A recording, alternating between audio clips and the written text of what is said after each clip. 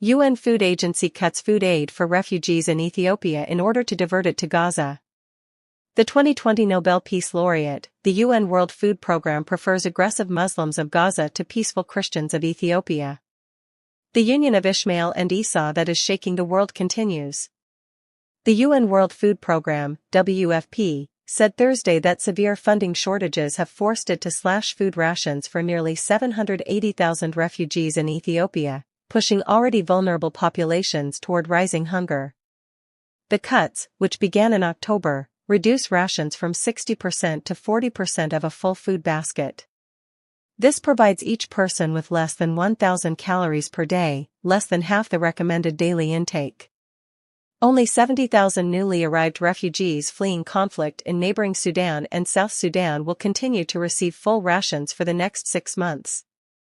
Ethiopia hosts one of the largest refugee populations in Africa, including many from Sudan and South Sudan. "We are making impossible choices," said Zlatan Milicic, WFP's country director and representative for Ethiopia. Without more funds, these reductions are just another step towards stopping food distributions completely, putting the lives of those we currently assist at risk. Milicic emphasized the immediate human impact. "This isn't a future risk, it's happening right now. Every ration cut is a child left hungrier, a mother forced to skip meals, a family pushed closer to the edge." The agency is urgently appealing for $230 million to sustain its humanitarian operations in Ethiopia for the next 6 months. Without immediate new funding, WFP said it could be forced to completely suspend all food assistance for refugees in the coming months. The situation is also critical for specialized nutritious foods provided to malnourished children and mothers.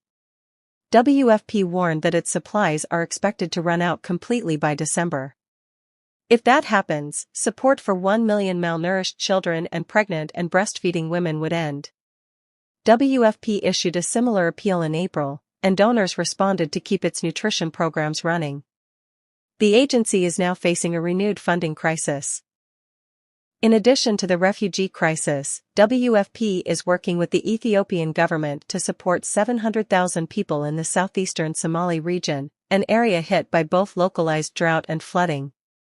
The agency is stretching limited supplies there to continue providing full rations. "Our operations have been hanging by a thread for months now," Milicic said.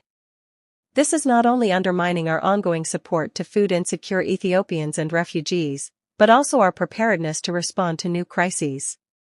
This is the second time WFP has reduced rations for refugees this year, after a previous cut in May. The gap between humanitarian needs and available resources has continued to widen. Between January and October, WFP supported 4.7 million people in Ethiopia with food and nutrition assistance, school meals, and resilience programs. Beyond funding, the agency said ongoing insecurity, particularly in the northern Amhara region, continues to disrupt its humanitarian operations.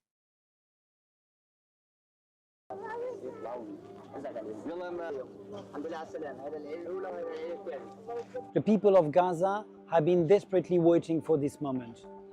They have been displaced multiple times, chased by the threat of hunger and malnutrition, and making impossible choices to survive. The World Food Programme will bring in the lifelines, and we are already scaling up. We have restarted the bakeries last Sunday.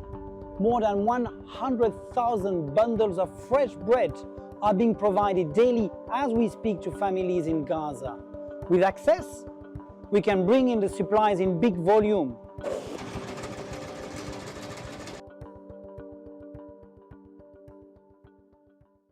Of the Johns Hopkins Center for Humanitarian Health and professor of the practice in the Department of International Health at Johns Hopkins Bloomberg School of Public Health.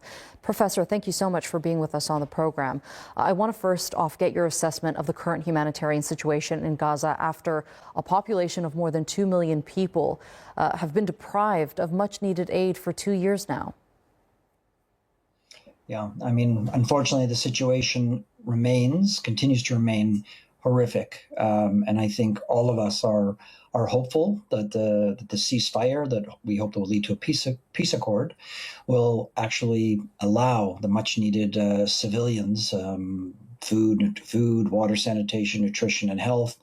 And so we're really excited that this may occur. But in the meantime, there's going to be a tremendous amount to do in the short term if food and aid is allowed to go in unrestricted. And I think it's going to be a challenge, and I don't expect it to be simple. It's going to be complex, but there are clear priorities that we may wish to discuss. Again, we hope, and the good thing is that there are organizations both inside and outside that are ready to help as soon as they are allowed to go in and as soon as there is safety and security. Stupid people can create problems, but it often takes brilliant people to create a real catastrophe.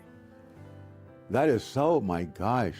Think of the catastrophes of the 20th century. You mentioned the genetic determinant.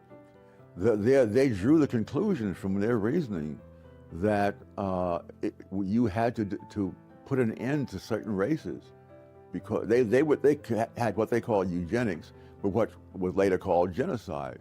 And so that idea originated with the progressives. And there was a progressive who wrote a book with that theme, which was translated into German, and Hitler called it his Bible.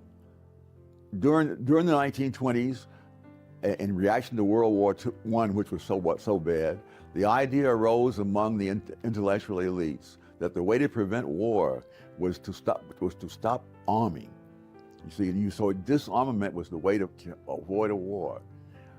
No evidence made the slightest impression on them, and they blundered the West into a war that probably would never have happened, because the totalitarian dictatorships that started that war. Again, you have to take account of the ability of human beings to rationalize. Signed a negotiated agreement, and they love negotiated agreements. It doesn't matter what it says. So long as you sign it and you win the Nobel Prize, who cares if a few million people get killed in the aftermath?